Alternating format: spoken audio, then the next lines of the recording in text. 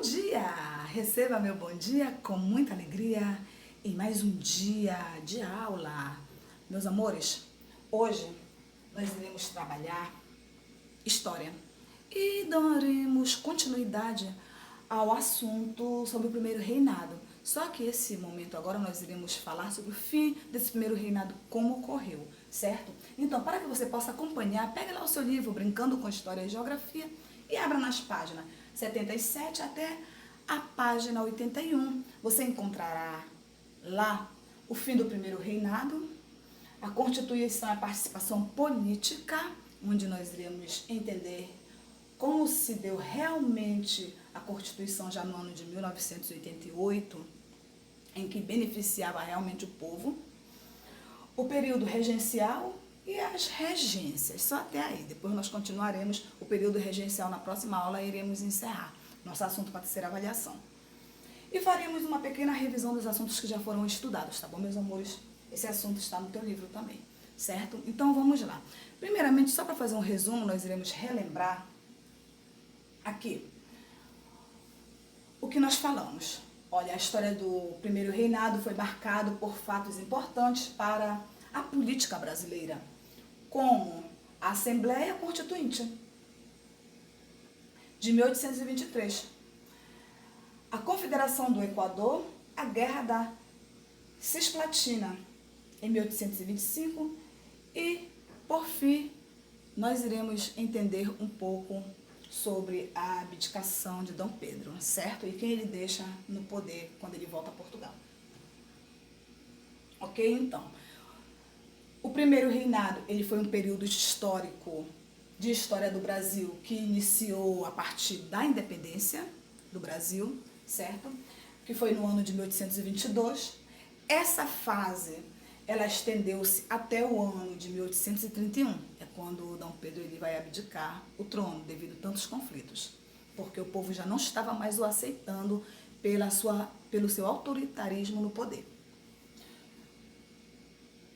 Quando Dom Pedro, o imperador, abdicou o trono brasileiro em favor de seu filho, Pedro Alcântara, futuro Dom Pedro II, certo? Ele só vai receber esse título de Dom Pedro II depois, certo? Por enquanto você vai ver qual é a idade que Dom Pedro o deixa no trono, com pessoas responsáveis por ele. Bom, o fim do primeiro reinado. O governo de Dom Pedro I ele foi marcado por atitudes autoritárias, como eu já falei para vocês, e impopulares, como a imposição da Constituição, que ela foi imposta para o povo obedecer ali. Tudo estava...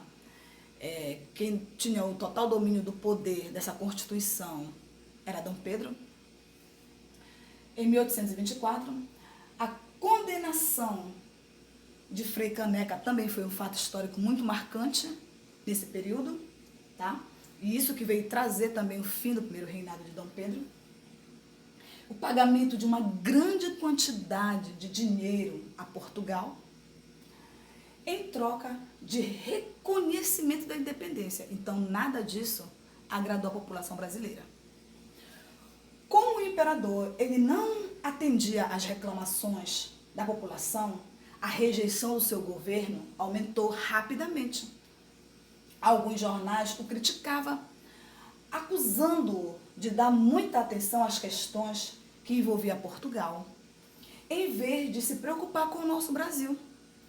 Assim, criticado pela imprensa e pelo povo que protestava nas ruas, Dom Pedro ele decidiu então abandonar o Brasil e seguiu de volta para Portugal, deixando o trono para o seu filho Pedro Alcântara, de apenas 5 anos de idade, nascido aqui no Brasil, ok? Vamos lá. Será que ele assumiu o poder com 5 anos de idade? Olha aqui. Olha o seu filho, ok? Claro que não, ele foi preparado, né? Bom, Dom Pedro escolheu José Bonifácio de Andrade Silva para ser o tutor do seu filho, para prepará-lo, para que ele pudesse estudar, certo? Para que quando ele tivesse a maioridade, ele pudesse assumir o trono e receber o seu título de Dom Pedro II. Em seguida, ele retornou a Portugal, onde assumiu o trono português sob o título de D. Pedro IV. Com essa atitude, ele pretendia resolver os conflitos no Brasil e garantir que o trono permanecesse com a sua família. Tá? Aqui nesse pedacinho aqui nós vamos entender um pouquinho sobre as constituições e a participação da política. Tá, olha, na primeira Constituição do Brasil não foram apontadas os direitos fundamentais do cidadão. Você lembra? E se o que viesse beneficiar ao governo, no caso de D. Pedro, né? Como vida, saúde, educação e outras. Educação. Outras constituições foram elaboradas no país até chegar a um documento que reconhecesse um conjunto amplo de direitos e deveres das pessoas, apresentando uma visão democrática de governo, verdadeiramente. Leia a seguir o trecho da Constituição do ano de 1988, que traz estas conquistas relacionadas à participação popular e às garantias de direitos de forma igualitária. O artigo 6º da Constituição de 1988 diz o seguinte, olha que bacana, são direitos sociais a educação, a saúde, a alimentação, o trabalho, a moradia, o transporte, o lazer, a segurança, a previdência social, a proteção à maternidade e à infância, a assistência aos desempregados na forma desta Constituição. Aí nós vamos observar que realmente ela está dando direitos ao povo, ok? Essa Constituição é do ano de 1988. Vamos lá. Então, o período regencial. Vamos entender um pouquinho. Ao deixar o Brasil, com destino para Portugal, D. Pedro I, ele determinou que seu filho mais velho herdasse o trono, assim que completasse 18 anos. Enquanto isso não ocorresse, o Brasil seria governado por quem? Por políticos, chamados de regentes, por isso que o nome é período regencial. Só voltar um detalhe aqui que eu acho que não falamos. Ah, tá, falamos. Eu estava em dúvida, pensei que eu não tivesse falado do José Bonifácio de Andrade, que foi tutor de D. Pedro, né? Do filho de D. Pedro. Falei sim. Vamos lá, continuando, meus amores. Sempre é bom voltar para não deixar nenhuma dúvida, tá? Continuando. Então, período regencial. Ao deixar o Brasil, com destino a Portugal, D. Pedro determinou que seu filho mais velho herdasse o seu trono, quando ele completasse 18 anos, que é a maioridade. Enquanto isso não ocorresse, o Brasil ele seria governado por políticos chamados de regente. Por isso que esse momento aqui, esse período é chamado de período regencial, certo?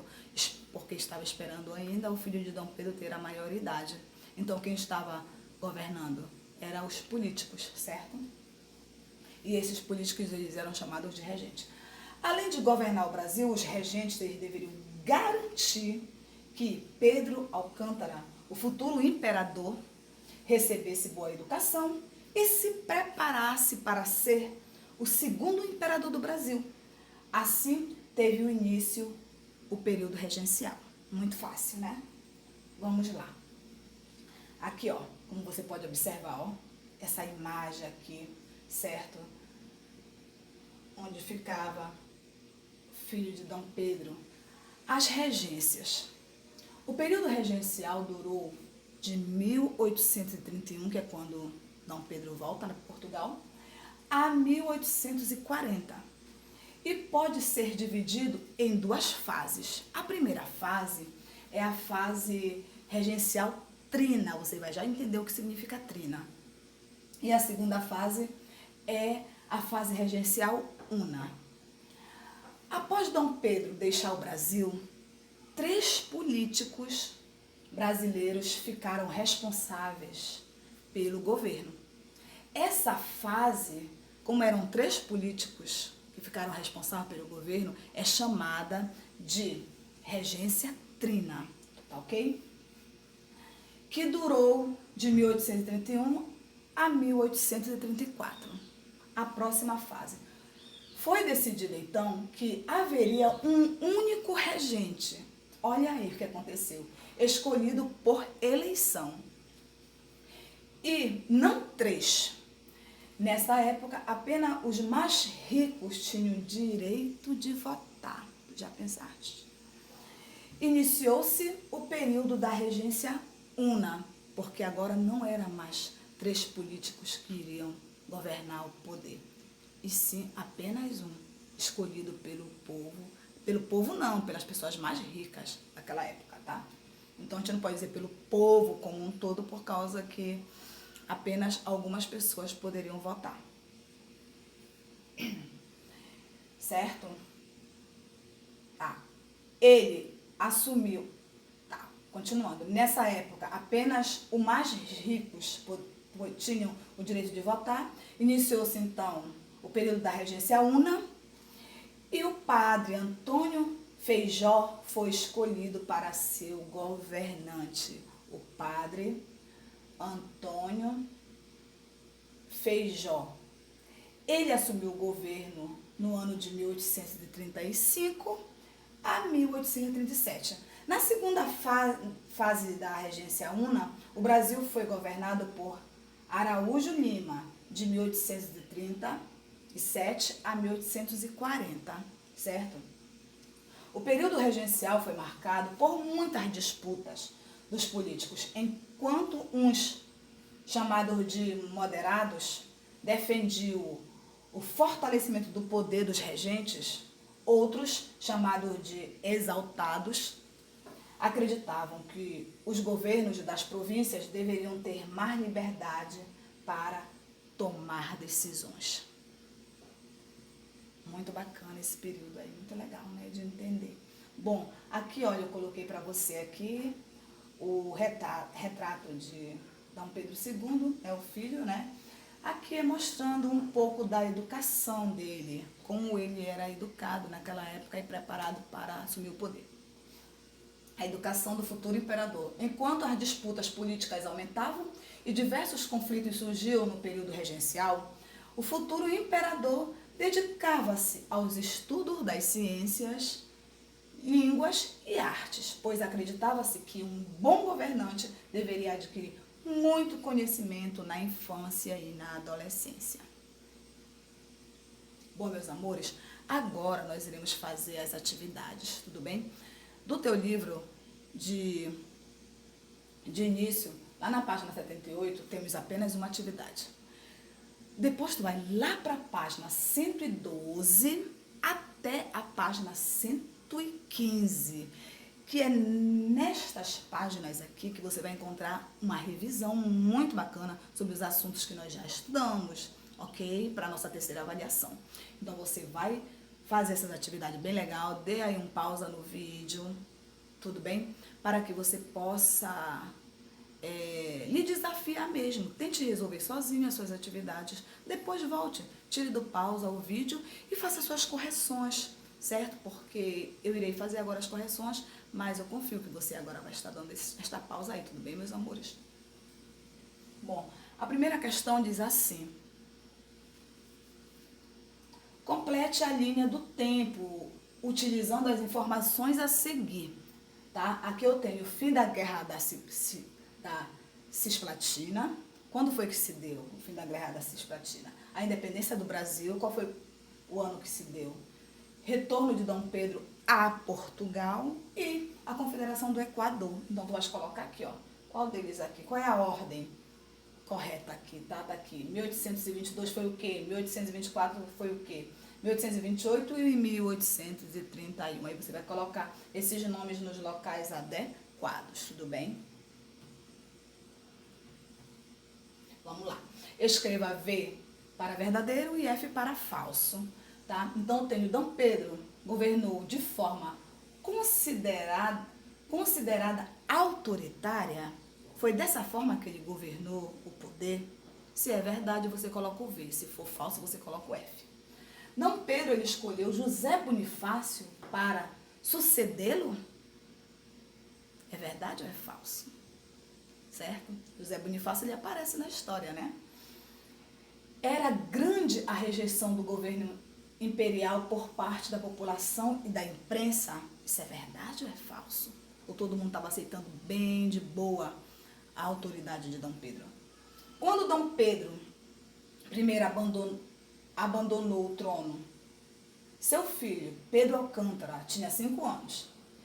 Em sua opinião, seria possível uma criança dessa idade governar o país? O que você acha? Isso aí é a sua opinião, tá? Mas lembre-se da história que eu acabei de contar para você, certo? Antes de você responder, ok? Qualquer dúvida, volte o vídeo. Na sua opinião, atualmente todos os brasileiros têm os direitos respeitados? Se sim, justifique a sua resposta. Se não, você também deve justificar a sua resposta, tá? Imagine que está sendo elaborada uma nova Constituição no Brasil e você foi eleito para participar deste processo. Olha aí. Quais leis você iria apresentar? Quais seriam as tuas leis que tu iria apresentar lá? Para que ficasse registrada lá na Constituição, lá naquele artigo lá, ok? Isso é pessoal, tá? Imagine e responde. Assinale verdadeiro e falso. A família real deixou Portugal sob a ameaça de uma invasão francesa. Olha, desde o início lá quando a gente estava falando, não é verdade? Sobre quando a família real veio para o Brasil. Vamos relembrar? No Brasil, Dom João permitiu o comércio direto com os outros países. Após breve passagem por Salvador, a coroa instalou o seu governo em Brasília, que se tornou a capital do país.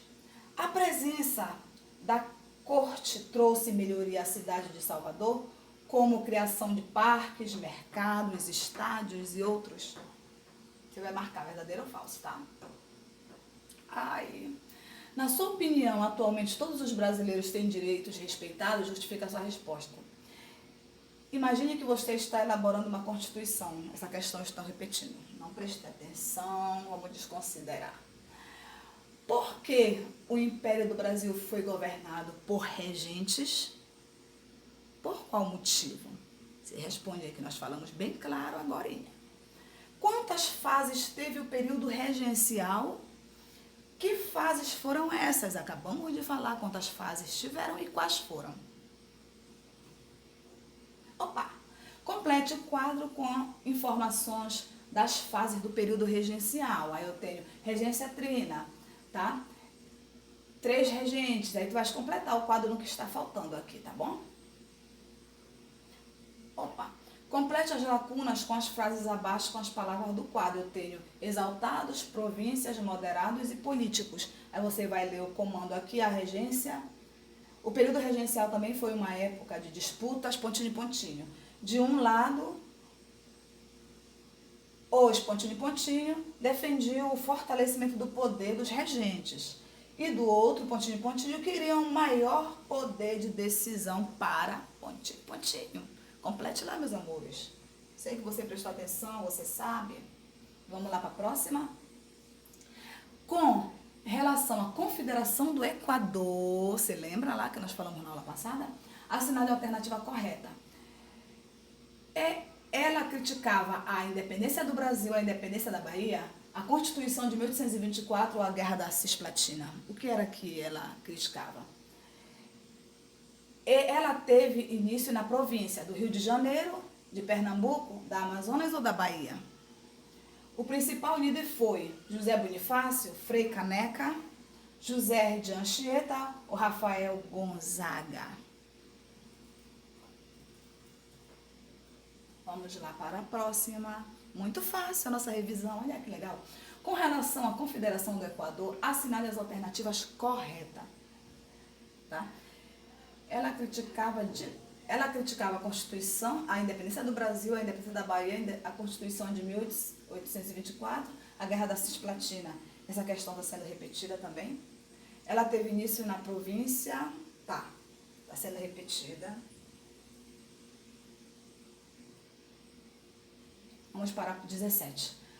Complete o diagrama e revele o nome dos países originados após a Guerra da Cisplatina. Aí eu tenho aqui, pessoa que abusa da autoridade. Aquele que sofreu rejeição. Ações que não são populares. Forma de administração de um país. Ação armada entre nações ou grupos. Contrário de defesa. Forma de governo em que uma região tem poder sobre outra. Aí tu vais colocar aqui, tá? Número 1, número 2, número 3, número 4, número 5, número 6, número 7. A resposta correta, tudo bem?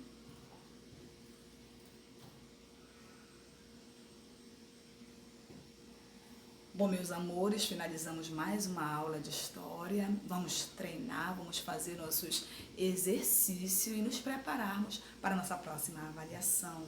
Até logo e até a próxima videoaula, tudo bem? Beijos!